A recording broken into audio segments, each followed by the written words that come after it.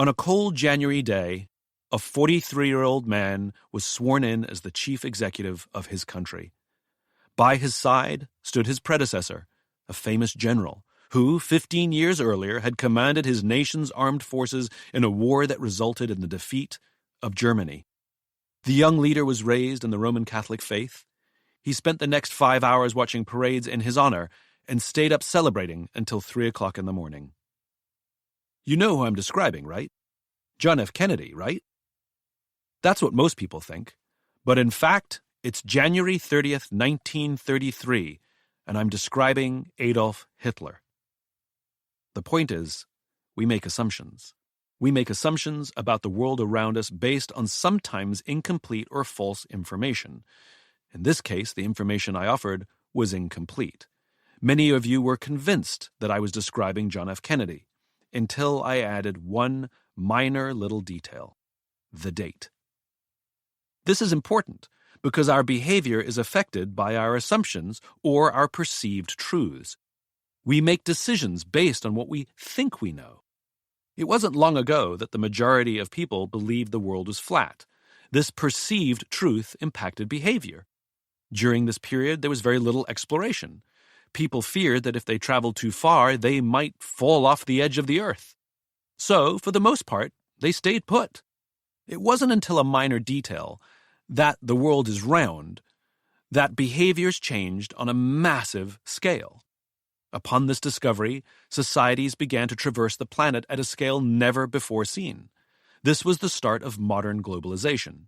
New trade routes were established, new ideas about astronomy, medicine, and mathematics spread around the world, which unleashed all kinds of innovations and advancements.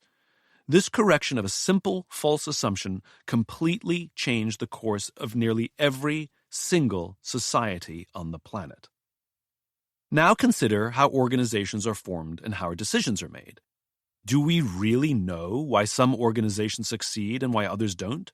Or do we just assume we know? No matter your definition of success, making a certain amount of money, meeting a revenue or profit goal, getting a big promotion, starting your own company, winning public office, feeding the poor, losing weight, finding nirvana, how we go about achieving our goals is very similar. Some of us just wing it, but most of us try to at least gather some data. Sometimes this gathering process is formal, like conducting polls or market research. And sometimes it's informal, like doing online research, asking friends and colleagues for advice, or looking back on our own personal experiences to provide some perspective. Regardless of the process or the goals, most of us want to make educated decisions. More importantly, we want to make the right decisions. As we all know, however, regardless of the amount of data we collect, not all decisions work out to be the right ones. Sometimes the impact of those wrong decisions is minor, and sometimes it can be catastrophic. Whatever the result, we make decisions based on a perception of the world that may not, in fact, be completely accurate. You were likely certain that I was describing John F. Kennedy at the beginning of this section. You may have even bet money on it, a behavior based on an assumption. Certain, that is, until I offered a new detail, the date, that immediately changed your understanding of the situation. Not only bad decisions are made on false assumptions. Sometimes, when things go right, we think we know why. But do we really? That a result goes the way we want it does not mean we can repeat it over and over. I have a friend who invests some of his own money. Whenever he does well, it's because of his brains and ability to pick the right stocks, or at least according to him. But when he loses money, he always blames the market. I have no issue with either line of logic, but either his successes and failures hinge upon his own prescience or blindness, or they hinge upon good and bad luck. But it can't be both.